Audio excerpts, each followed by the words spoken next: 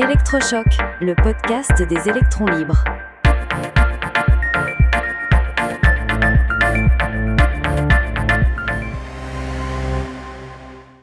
Plein feu sur feu, les ZFE.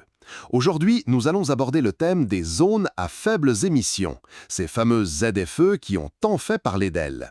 Un sujet qui a vraiment cristallisé les tensions en France. Absolument, Max. C'est un de ces sujets où, dès qu'on parle d'automobile, les esprits s'échauffent. D'un côté, une promesse de santé publique, un air plus pur dans nos villes. De l'autre, une mesure perçue comme injuste, voire punitive pour une partie de la population. C'est exactement ça. Pour bien comprendre, il faut peut-être rappeler le principe de base. L'idée, qui n'est pas nouvelle d'ailleurs, la Suède l'a faite il y a 30 ans, c'est de limiter la circulation des véhicules les plus polluants dans les centres urbains denses. Et pour ça, on a créé un outil, la vignette critère, un système de classement en 6 catégories, du véhicule 100% électrique, le Graal, jusqu'aux véhicules plus anciens, essence ou diesel, considérés comme les plus émetteurs. Le plan initial était assez ambitieux, étendre ces zones à 43 agglomérations de plus de 150 000 habitants et durcir progressivement les règles. Au point qu'à Paris, par exemple, les véhicules critères 3 ne pouvaient déjà plus circuler. Et sur tout le territoire, les critères 4 et 5 étaient bannis. Ce qui concrètement touchait près d'un tiers du parc automobile français. On comprend mieux pourquoi la grogne est montée. Pour beaucoup de gens, cela signifiait devoir changer de voiture sans forcément en avoir les moyens. C'est le cœur du débat social. D'un côté, l'argument massu, la santé. On nous a beaucoup parlé de 48 000 morts par an à cause de la pollution de l'air. Un chiffre choc destiné à justifier l'urgence d'agir. Oui, mais c'est là que les choses se compliquent. Ce chiffre, quand on creuse un peu, est à prendre avec d'énormes pincettes. D'abord, c'est la fourchette la plus haute d'une estimation, qui allait de 11 000 à 48 000. Et surtout, on ne parle pas de mort de la pollution, comme on mourrait d'un accident. Exactement. Il s'agit d'un concept statistique, celui des décès prématurés. En gros, des modèles calculent que l'exposition chronique à la pollution réduit l'espérance de vie de quelques mois en moyenne. C'est un indicateur important pour les scientifiques, mais il a été utilisé de manière un peu trompeuse dans le débat public. Et il y a un autre point, encore plus technique mais essentiel. Ce chiffre repose sur l'exposition aux particules fines, les fameuses PM2,5.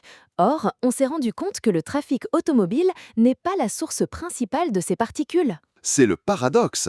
Les PM2,5 proviennent surtout du chauffage au bois, de l'industrie, de l'agriculture et pour la part liée à la route, une grande partie vient de l'usure des freins et des pneus, pas seulement de l'échappement. Ce qui veut dire qu'un gros SUV électrique, très lourd, peut émettre plus de particules fines au freinage qu'une petite voiture diesel récente et bien entretenue. Mais avec le système critère, le SUV a le droit de passer et pas la petite diesel. C'est un vrai biais de conception. On a même eu un test grandeur naturelle involontaire pour vérifier tout ça, le confinement 2020. Le trafic s'est effondré, l'activité a tourné au ralenti. Une occasion unique d'observer l'impact réel. Et les résultats sont très parlants. Les émissions de dioxyde d'azote, le NO2, qui est lui très lié au moteur thermique, ont chuté de façon spectaculaire. C'est un vrai gain, indéniable. Mais les particules fines, les PM2,5, elles, n'ont que très peu baissé, parce que les autres sources d'émissions, comme le chauffage ou l'agriculture, ont continué.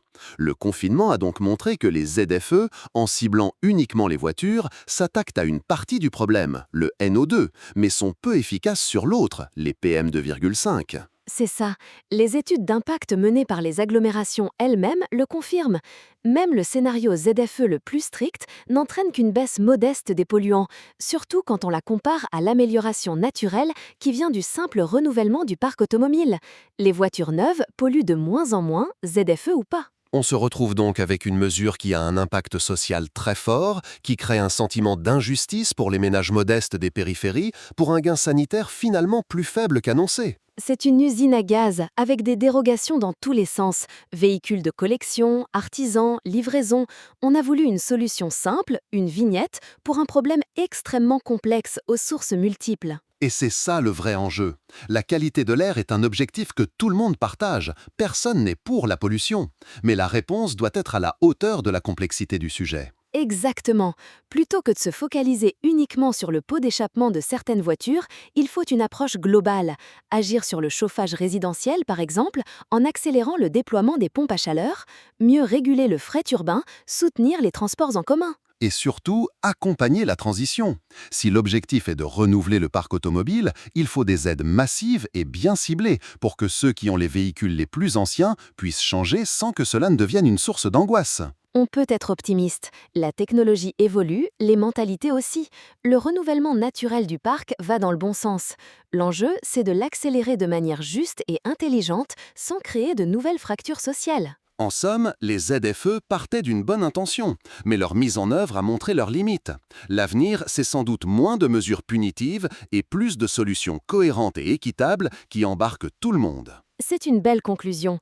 Le défi est réel, mais les solutions existent. Il faut juste un peu plus de science, un peu plus de justice sociale et peut-être un peu moins de slogans chocs. Le débat est loin d'être terminé, mais il a le mérite de poser les bonnes questions pour l'avenir de nos villes. Merci Céleste. Merci Max. Soutenez les électrons libres. Abonnez-vous sur lel.media.